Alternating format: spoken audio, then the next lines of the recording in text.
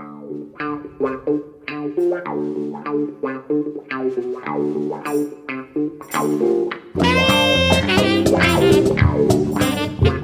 evening, CC. Good evening, Gabby. And welcome all to Terry Currans Football Podcast. Did you like that intro music? And what a way to get going to.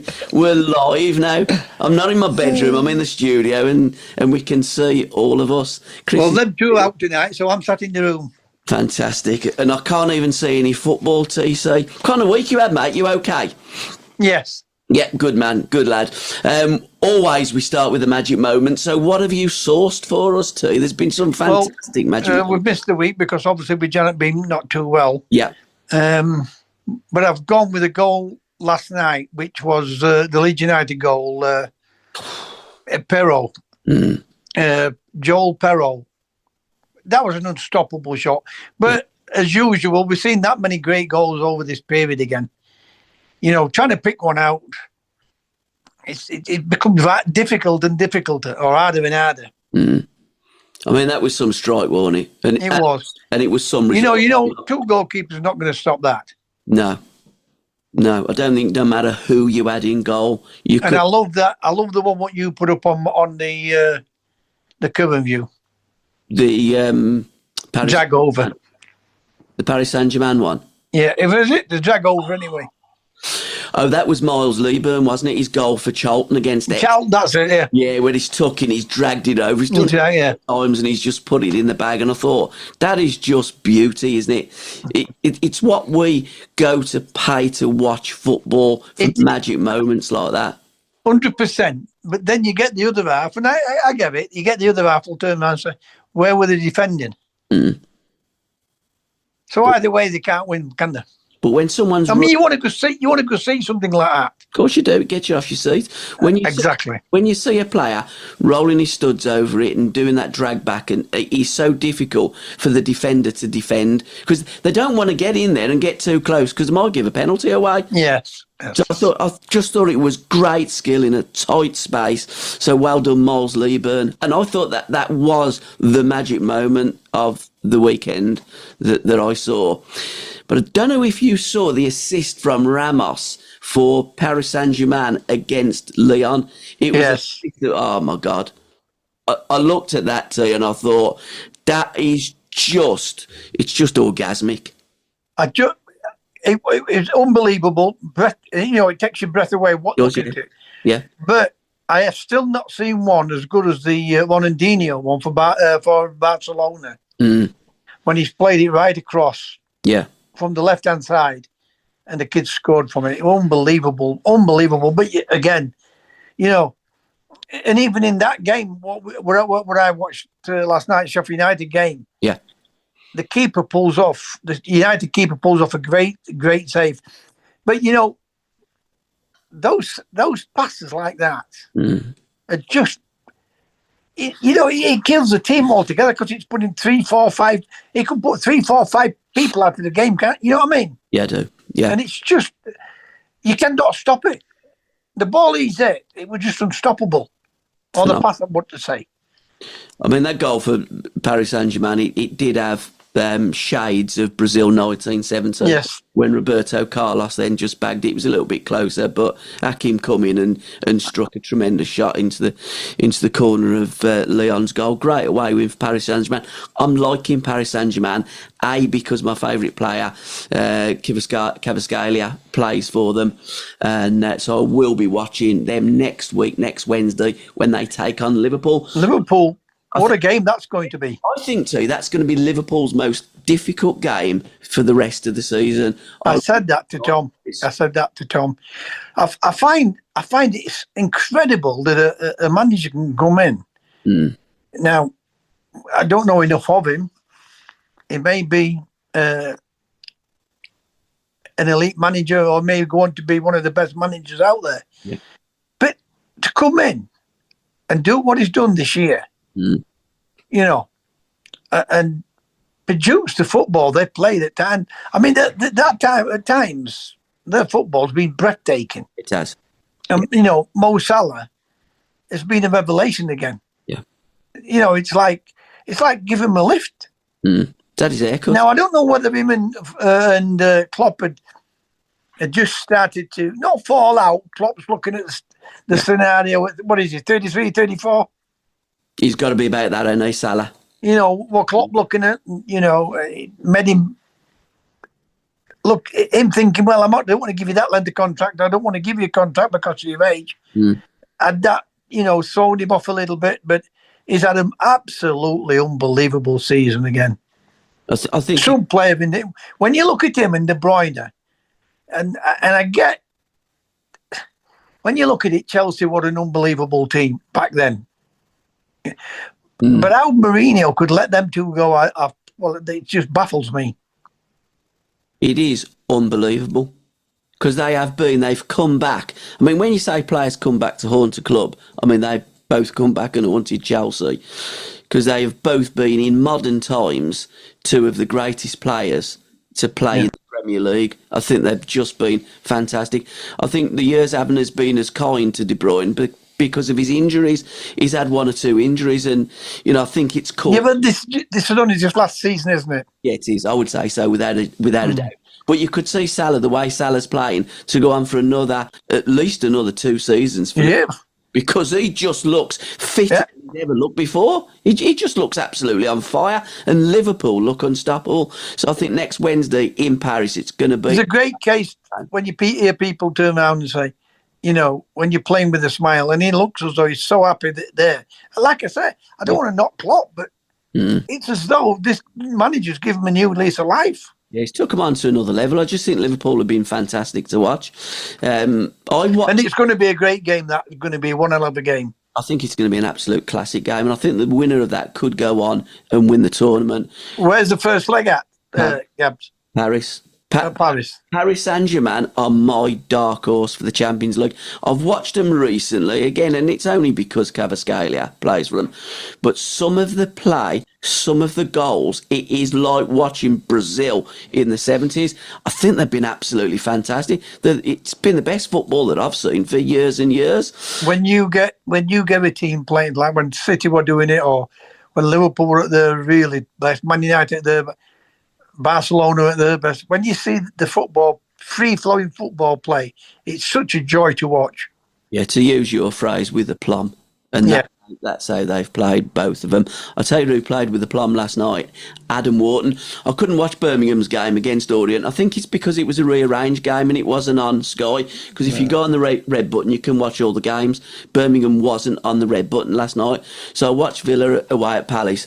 Adam Wharton, I think, is a tremendous player anyhow. I watched him last night. He was unbelievable. Thomas Tuchel was there watching the game.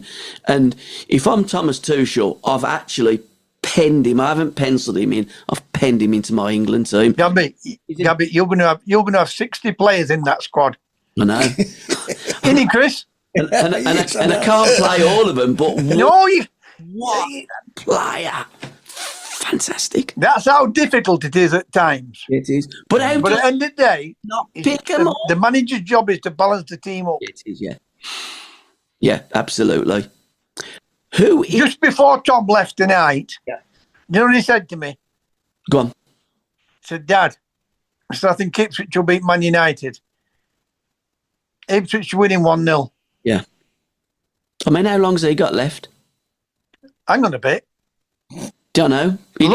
Listen, left. I'm going to agree with you here. Because I'm not wanting to, like I said, I'm not one for sacking managers for sake of sacking them. You've got to give them time. 100%. But they do look absolutely shocking.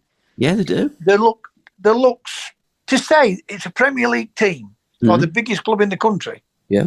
And he come with a reputation. They just look so disjointed. But if we're going to knock him, how can you get someone like Jim Ratcliffe? Yeah. What's done so well in his life, yet comes into football and completely, right? Yeah. Made a mess of Manchester United. Yeah. They look so disjointed. It's untrue. The club is in complete disarray. I mean, you look at Rashford now, he's gone to Aston Villa. He's actually running for the ball. He's actually playing with a smile on his face. And he's not the only Manchester United player that's left there and has kicked on his career. They just... Yeah. And Tony, is that... That Tony, what's gone to Real Betis, looks a different player. Yeah, the other, what's his name? Tony, isn't it? No, it ain't Tony. What's his name? The Brazilian boy? His name will come to me. Pele. You asked for that. It's the boy that keeps doing all the lollipops and stuff and what have you. His name will come in a bit. It ain't Tony, is it? It's Brian. No, it's not Brian. No, He's gone to Real Betis. gone to Betis. Didn't he get sent off the weekend?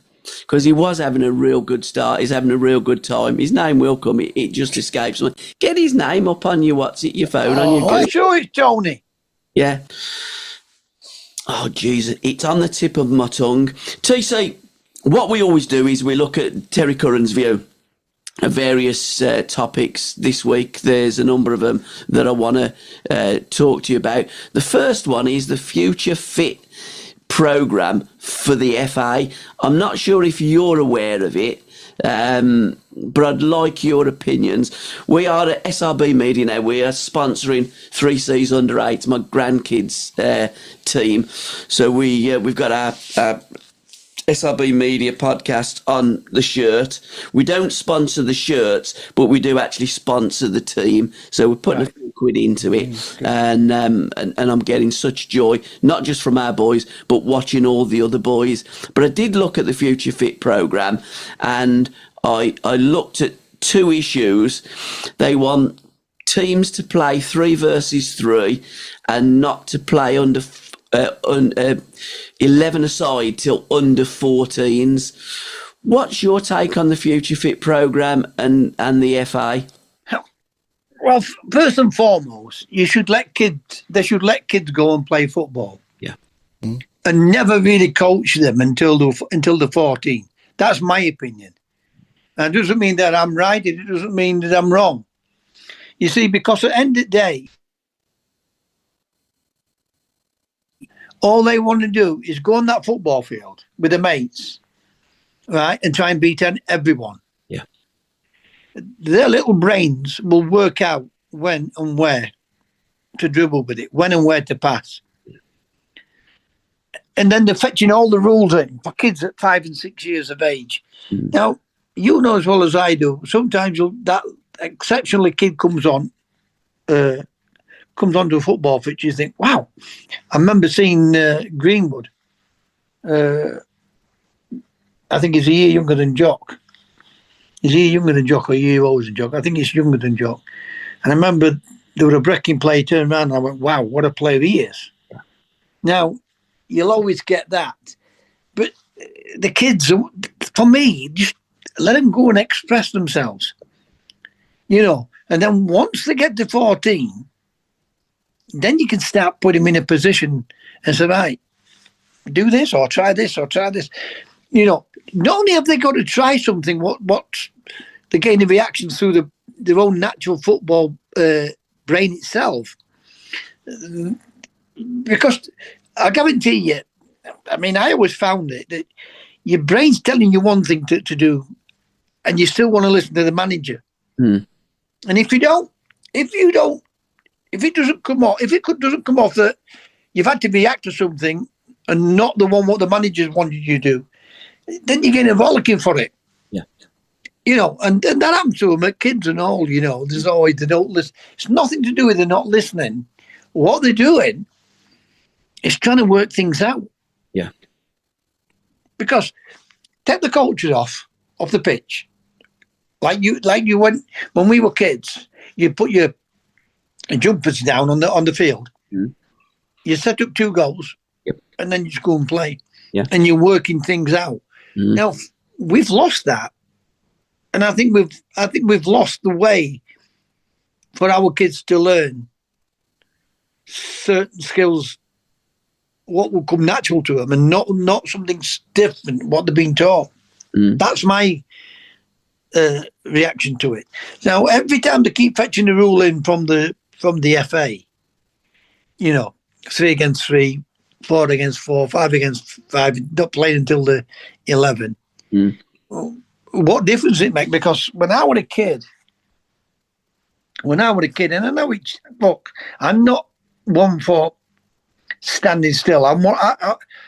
I want to look at different things and look at different ways of playing the game.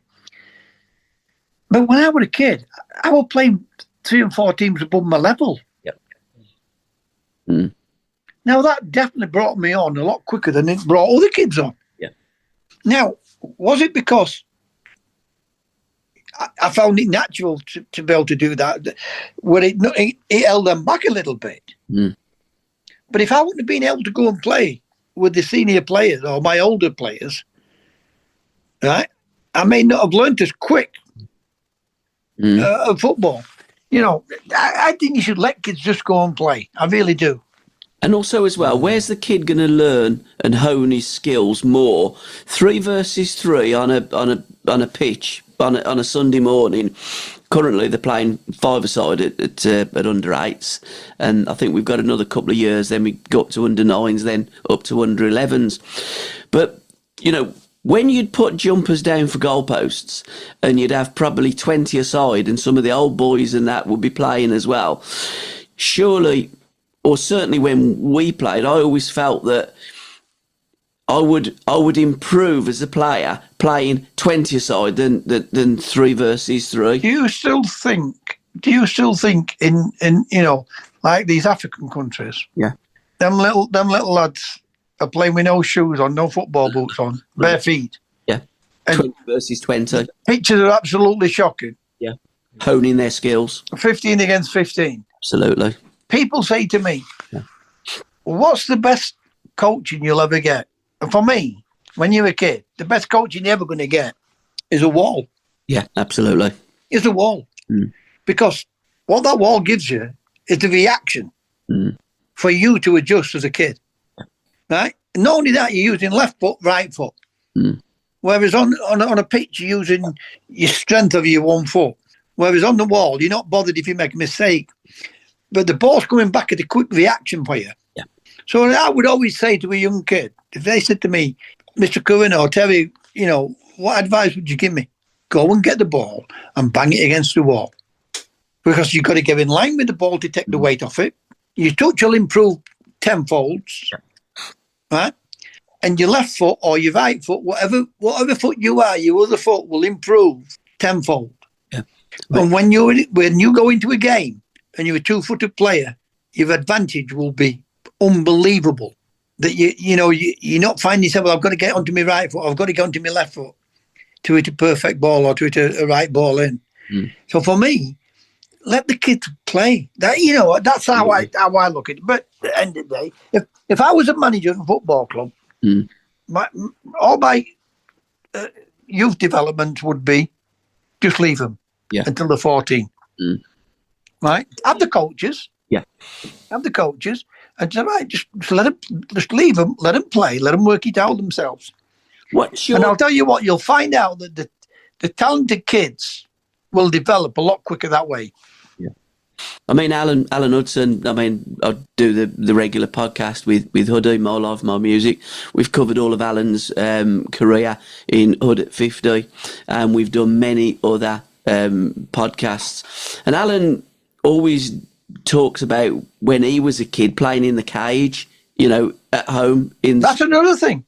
You know, and again, honed his craft and skills in the cage. Eddie Gray talked to me about playing on the cinder, like shale roads and stuff in the back streets of Glasgow. You know, back then when we used to play in those arenas, if you like, or on them surfaces, we seem to produce so many talented players that it almost looks as though a game now. Let me just throw this in, Gabby.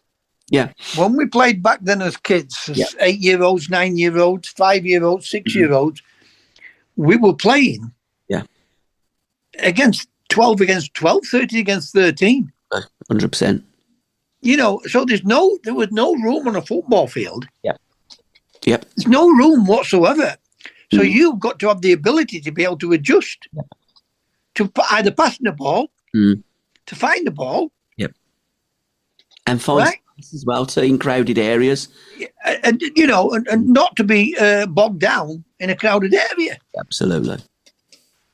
And I think that's what's caused a lot of the kids, one apiece Man United, that's caused the kids, half of them are frightened to death to make a mistake. But I take that back. It's not to make a mistake, to let anybody down, to let the parents down, to let the coach down. Yeah. Just go out and enjoy it. That's what I'd like to say to them. And also as well, there's lots of kids now, I guess, from under 7s, under 8s, going into professional academies.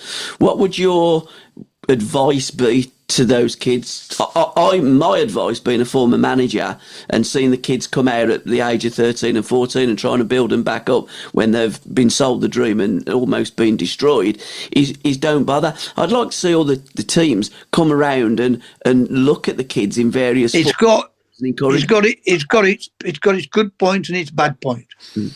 Good points. It's good points. The parents are not on side there telling them what to do and not what to do. Yeah. It's bad points when they get to the age where they get not getting signed on. It's a killer for it's a killer. You got to feel for it, because regardless whether the manager don't like that kid or whatever, it's still a difficult decision to do. Yeah.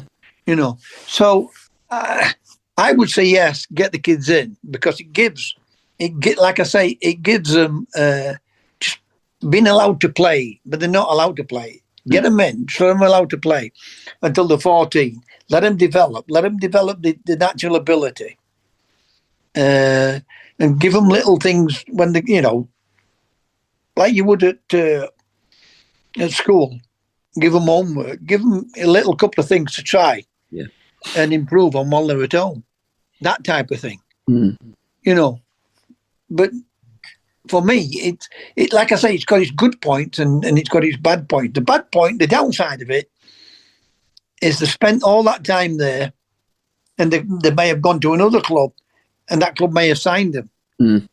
It's a catch-22 for Gabs. Yeah.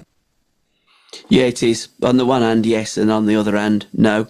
Conor Gallagher singing. I don't know if you saw that on the social medias the other day. I don't know whether that was, when they joined the club. I mean, he's been there for some time now, or whether they just had a few drinks. He looked relatively sober.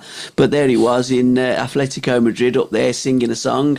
It was one at Shape of You by Ipswich Town, Ed Sheeran. And to be fair, he could hold a tune. He can hold a ball as well, and I think he's holding court there in Madrid. That has been a great move for Conor Gallagher, hasn't it? When I was, I don't know if I'm there.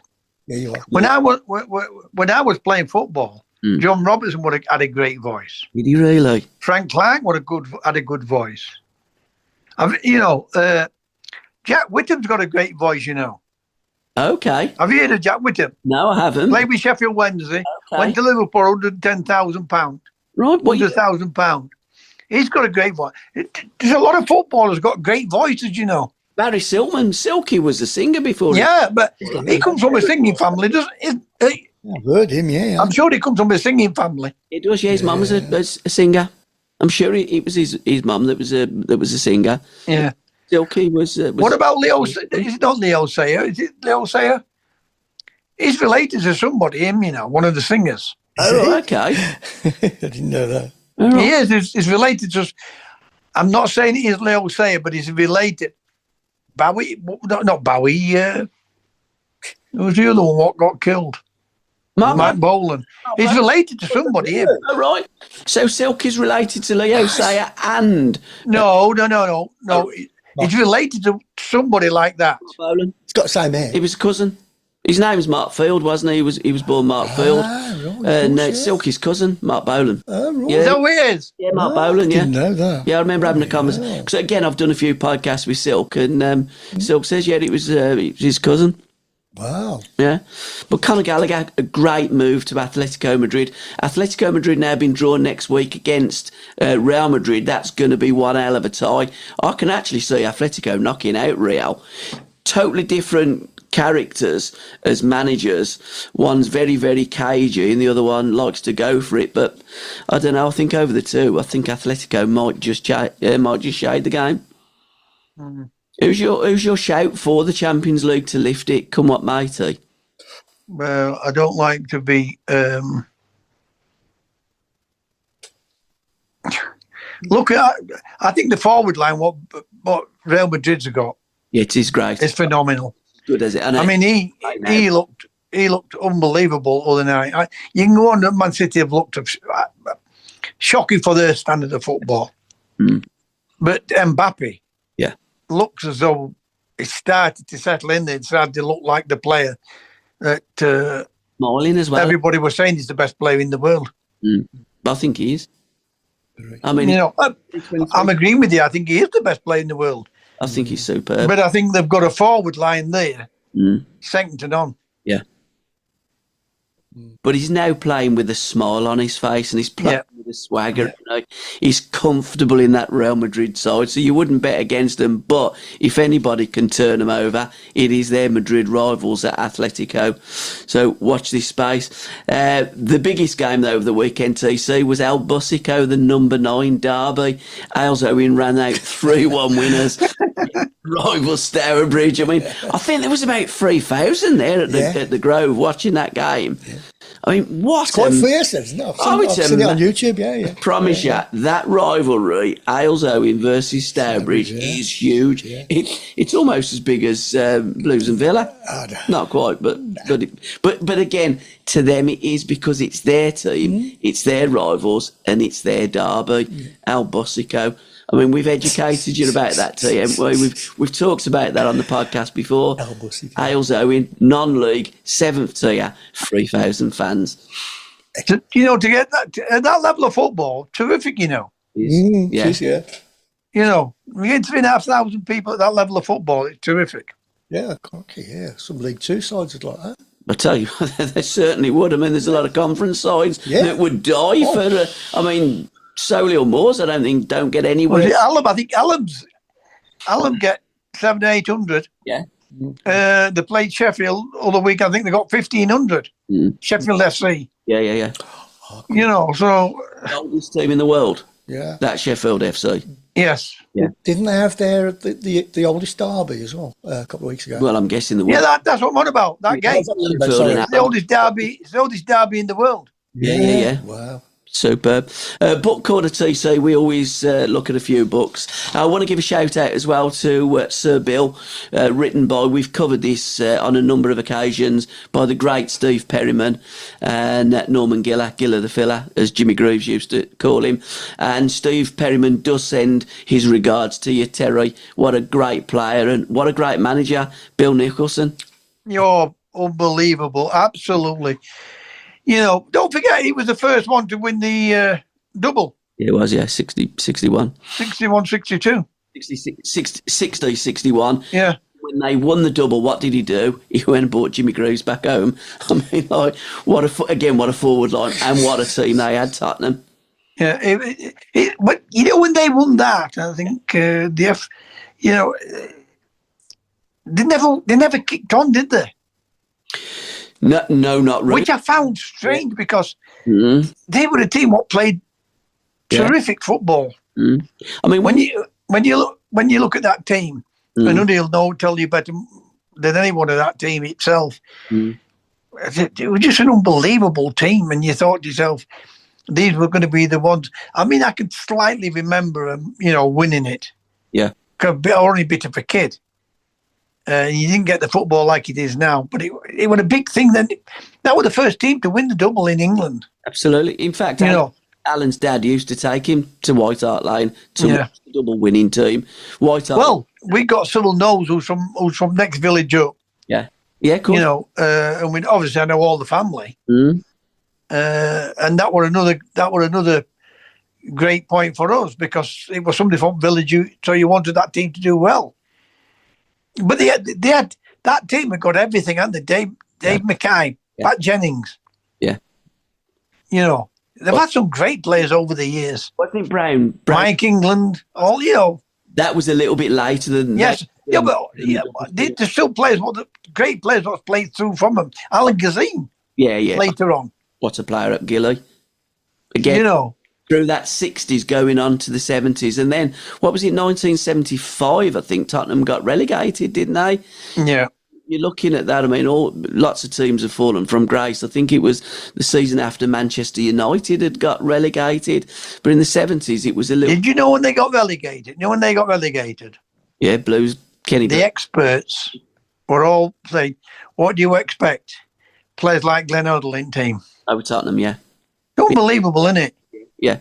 Well, the experts have never recognised what talent looks like. And to be fair, neither have England managers, and England don't recognise quality and talent. But Glenn Hoddle's first... Yeah, but what I'm trying to say is, back then, that's who they wanted to blame. Of course they did, yeah. They've always blamed the so-called luxury players, the maverick kind of players. They've always thought, well, we want workman-like players in our team. We both like Simon Jordan.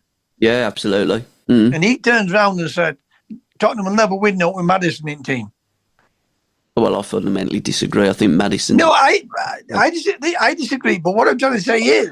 Simon Jordan, no, but I think... It's something with this country, with people what's got that ability to do something different. Yeah, yeah.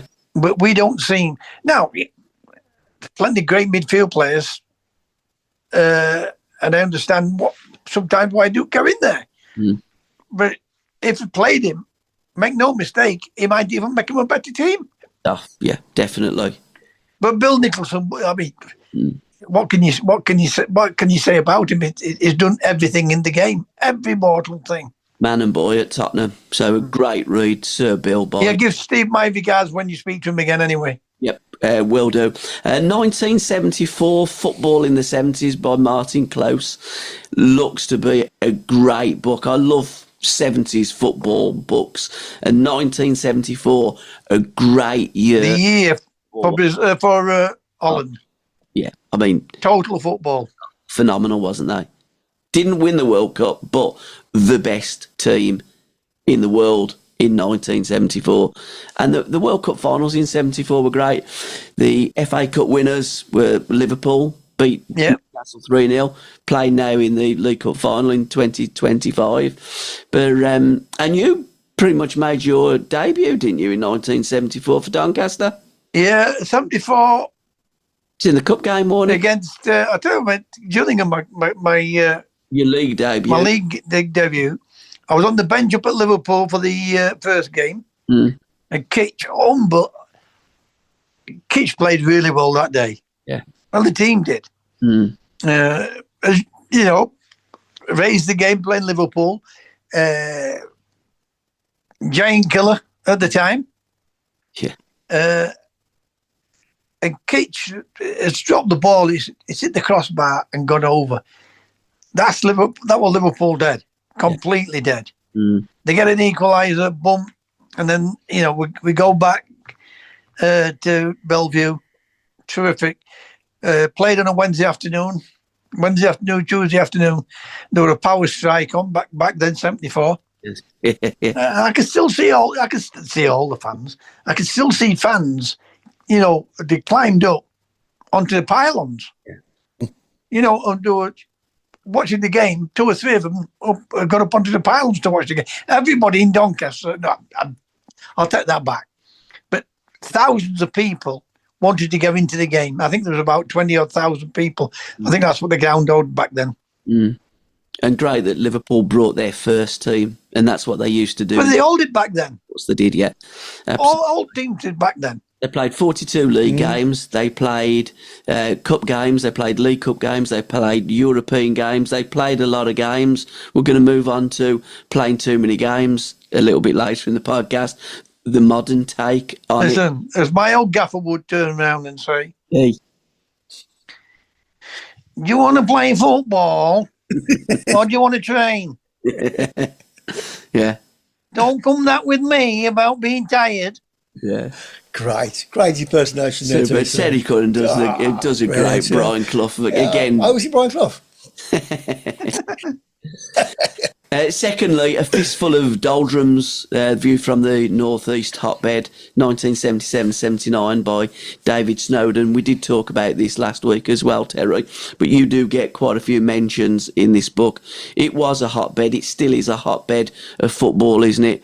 But in the 70s, not particularly going well for teams in the North East, but they do look as though they're doing well now in 2025. Yeah. Well, Middlesbrough's dropped off a little bit. That's just below but Sunderland's having a great season again. Yeah. And Newcastle's got back on the winning formation again. They look a terrific time at times as Newcastle. They play some really good football. Yeah, they do. I mean, I was watching them Sunday.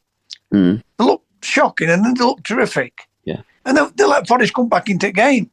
Yes. But they have a team. I think Newcastle's always been people's second favourite team, haven't they? I think it stems from the fact that when Kevin Keegan had them, they used to play a great brand of football. Yeah.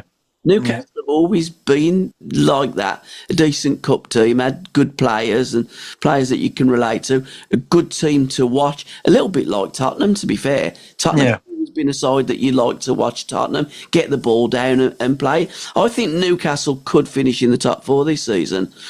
I'm not convinced any of the others really want to. I mean, I looked at Villa's goals against. Villa have got like -5. I mean, they're worse than Everton defensively. And then you look at Chelsea, they don't... You look at that, and you wouldn't have thought that, would you? No, you wouldn't, no. Because you've seen Villa, I can't remember Villa getting beat many times, 4. Yeah, 4 last night. And but they're on a... Yeah, well, it baffled you. Listen, they let me down other week against Everton. Against Everton Palace. And then they will beat Aston Villa last night. Football's mad, innit? Completely mad. But to be fair, again, they've got the players back. Eze was playing and Adam Wharton was playing. Adam Wharton run the show. He put a great ball through to Eze, and I'm thinking... Somebody's got to buy that Eze. Oh, I just think he's quality. Again, he's in my England team. He's one of the 60 that we've got in because I'd have them all there. I think it was great. But A Fistful of Doldrums, view from the northeast hotbed, 1977 to 79 by David Snowden. And finally, in Book Corner, Kendall's Glory, in their words, by Steve Zoek. I think that... Yes, Steve. Great Steve. You know Steve, don't you? He's a Etonian. Great fan. Does great for the ex-players. He does, yeah. Terrific man, terrific. And again, Kendall's Glory, what a team Everton had in the days of Howard Kendall, didn't they? And you were instrumental in that development too, weren't you? Yeah, I were. I mean, when I went there, they were second bottom at league, third bottom at league. Absolutely looked shocking. Yeah. When I say look shocking of confidence. But when you looked at him in training, Neville Southall, Jim Idle was, Jim Idle was the keeper at the time. Neville going, and that was him on a regular basis then. You got John Bailey, Trevor Stevens, and they signed Pat Van Den Houw from Birmingham. They got Billy Wright and Mark Higgins both got injured. Yeah. And Ratcliffe and Mountfield came in, did terrific. And then you got finished up going to Villa, and then you got Reedy, Paul Bracewell, Sheets, Trevor Stevens, Inchy, and Sharpie, and then Andy came in. Trevor was out at team when I went on loan for that period of time because he weren't playing particularly well. He weren't in playing well, but the team weren't playing well. And I think he was going to sell him to Sunderland. Yeah, if I'm honest, I think they paid £300,000 from Burnley for him. It didn't seem to be working out, and then it took off, and what a team they turned out to be. Again, confidence, teams, player. It always amazes me when I hear he's a confidence player. I don't think there's any player that's ever been able to play the game if he ain't got confidence. Everybody needs confidence, and that's the one thing that ran through that Everton team. I'm gonna send you a video tonight. Yeah, when I finished, I'm gonna send you a video from Ian Boyer. Okay. He's done a Zoom for my birthday. Oh, right. Some of the ex-players who I played with. Nice. And he said the same thing when I went to Forest. The confidence I gave him because they were having a bit of a bad time when I joined them. Yeah. And then we started to take off, and I got injured. Yeah. Burnley. And then they went 2 months without, not 2 months, a month without winning. I came back, played the 2 games. And then he left me out again. But they got promoted. We got promoted. The luckiest team in that league that year were Bolton. Yeah, absolutely. We're flying to Torremolinos when the captain of the aeroplane said, "I'd like to congratulations on Nottingham Forest. Wolves have beat Bolton." Bolton, and that I think if Bolton had got a draw, I could be wrong. Yeah, I think either Bolton had to win or a draw. Wolves. I think Wolves had to win, and Willie Carr played the free kick over, and Kenny. They played with 10 men, didn't they? Yeah, they did. Yeah, Bobby Gould goal.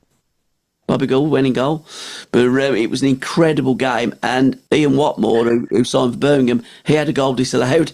If that would have gone to VAR, if it had VAR, then Forest may not have got promoted, and the rest didn't happen. It's history. I mean, I said to Kenny, because I've done a few podcasts with Kenny, I said, did Cloughie send you a crate of champagne or something for that goal?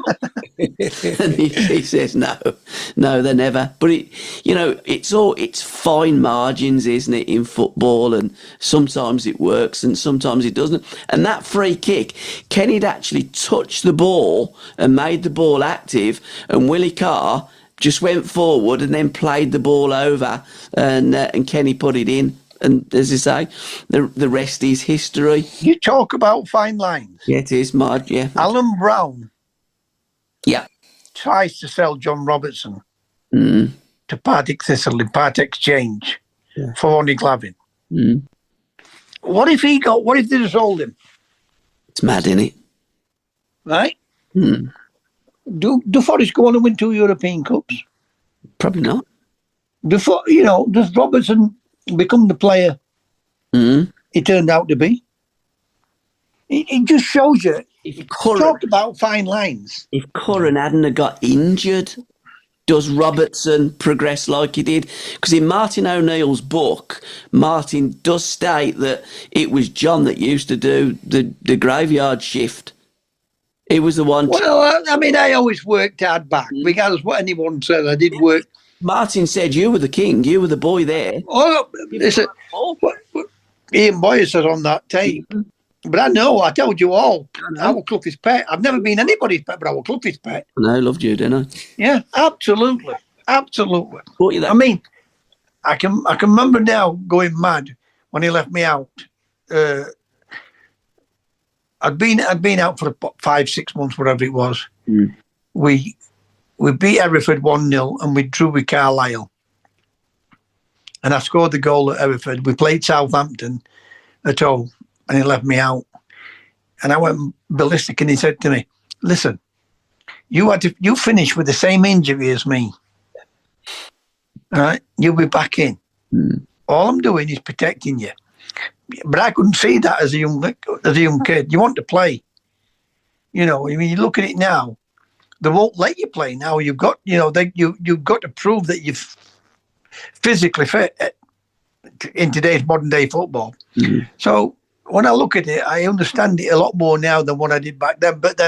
But now I'm 70. Back then, I was 20. Yeah, you're looking at it a different way, don't you? Injuries, so many players these days seem to be getting injured. Is it the travelling? Is it the pitches? It certainly can't be the amount of games that they play. And I did note on social media, Manchester United are going to be touring Asia as soon as the season finishes. So they say... How stupid is that? We play too many games. We want football to be carbon neutral. But I do get incredible. They're giving fortunes for it. That's the only reason why they do it. That's all it is. It's all about money these days. So don't get complaining. You play too many bleeding games. But they did that back in our day, though, Gab. Yeah, of course they did. We were flying all over the bloody place, and Yeah, but you weren't moaning about you played too many games, T. No, we didn't. Because you want to play. Of course you do, yeah. Cortisone injections. You used to have them, didn't you, to get you on a pitch? How often would you have that? Because, having that... Well, I hear them say one's too many. Yeah. How many did you have? 5, 6, I think. Definitely 5. In the space of how long, T? Well, from Sheffield Wednesday, I think I had 3. I had one at Everton, 4, and one at Grimsby, 5. Wow. So you never had any at Forest? No. No. Well, what happened at Forest, that's when I did the damage at Forest. Yeah. It took me ages to get back, really. I just started to play well at Southampton. I did okay at Derby. You know, I mean, they were about 4th bottom when I left. They were 8th top. And they got some great players in there. But it took me a good 14 months to get over the injury itself. And I started to play well at Sheffield at Southampton, really. And then when I got to Sheffield Wednesday, I think halfway through the second season, I started to feel, and I had my first one then. Yeah. I had 3 at Sheffield Wednesday altogether. I think after the first one, it got worse because once it wears off, it's making my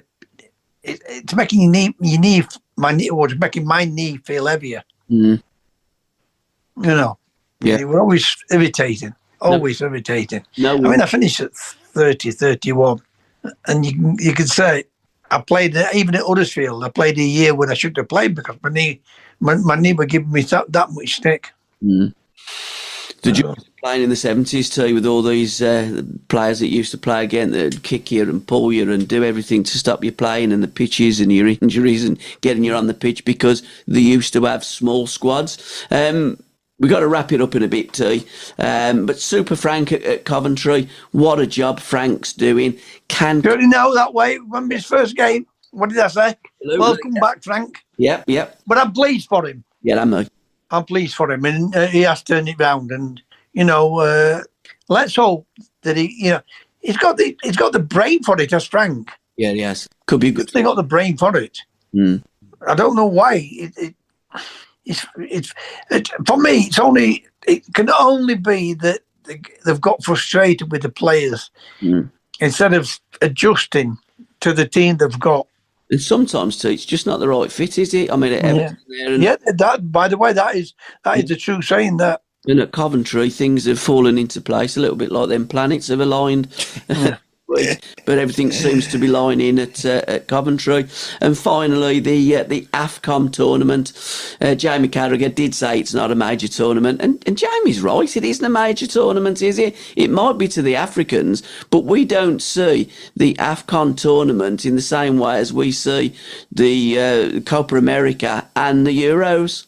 No, I mean, it is to them. Yeah. Don't get me wrong. Of course. Like anything else. Yeah. But it's not to us because it's only become more known in this last 20 years, really, hasn't it? Yeah, it has. And that's mainly because of the African players coming over to Europe. Coming over here. Isn't it?